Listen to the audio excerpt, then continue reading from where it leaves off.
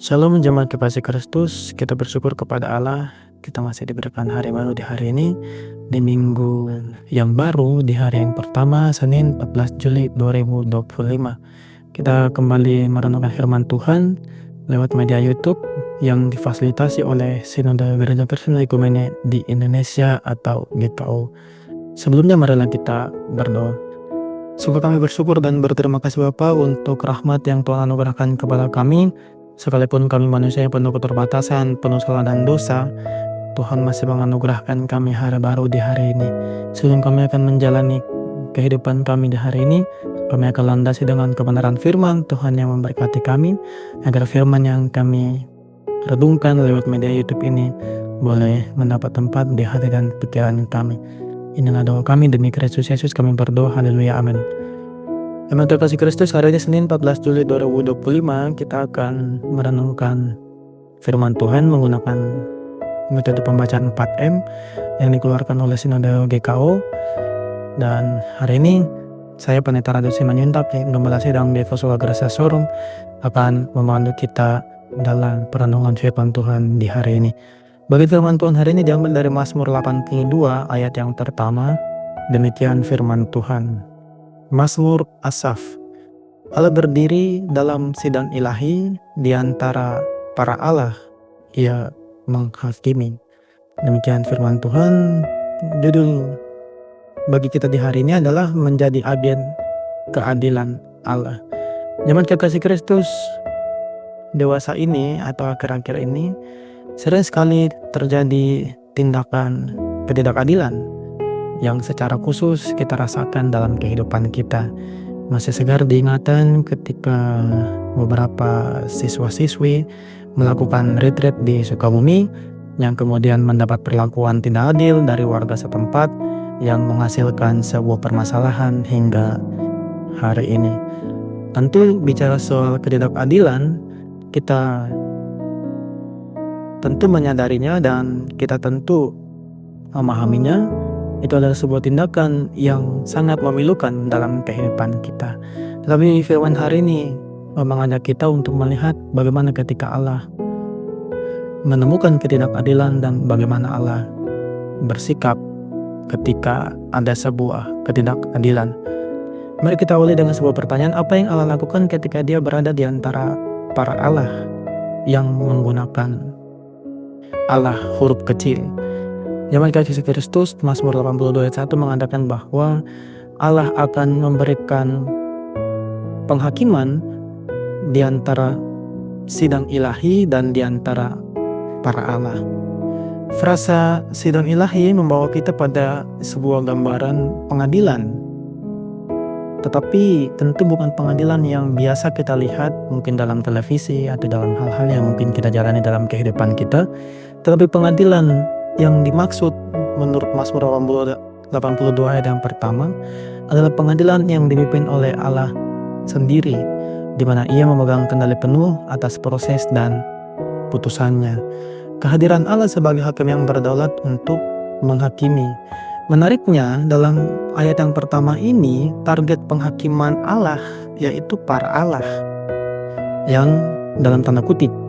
Secara teologis para Allah ini bisa kita artikan banyak hal, tetapi mari kita mulai dengan yang paling dekat dari kehidupan kita, yaitu para Allah ini adalah pemimpin-pemimpin manusia yang memimpin kehidupan kita, para hakim-hakim yang menjadi pengadil dalam kehidupan kita, dan mereka-mereka yang memegang kekuasaan dan otoritas di dunia ini.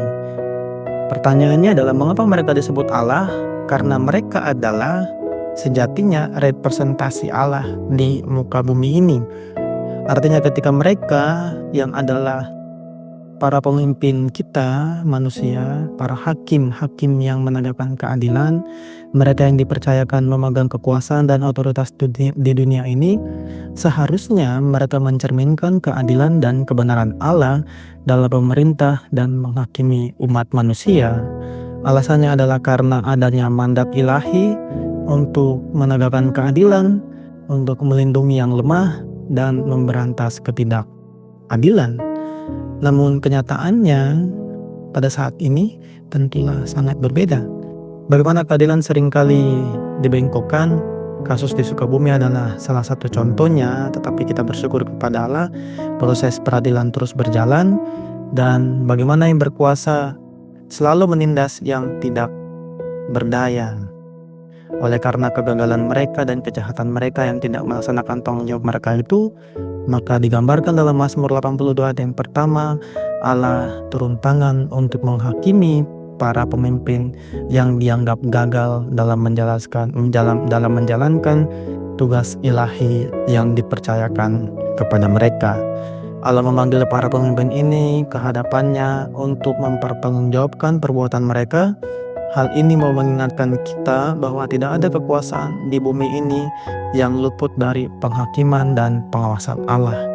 Oleh karena itu, bagi setiap orang, bahkan kita yang sudah dipercayakan sebuah otoritas, baik sebagai pemimpin di sebuah organisasi gereja, sebagai pemimpin di gereja, sebagai pemimpin di keluarga, sebagai pemimpin di tempat kerja, maupun dimanapun yang Tuhan percayakan kepada kita, kita menyadari kelemahan kita menyadari ketidakmampuan kita menyadari bahwa kita adalah manusia yang tidak layak karena dosa-dosa yang kita miliki.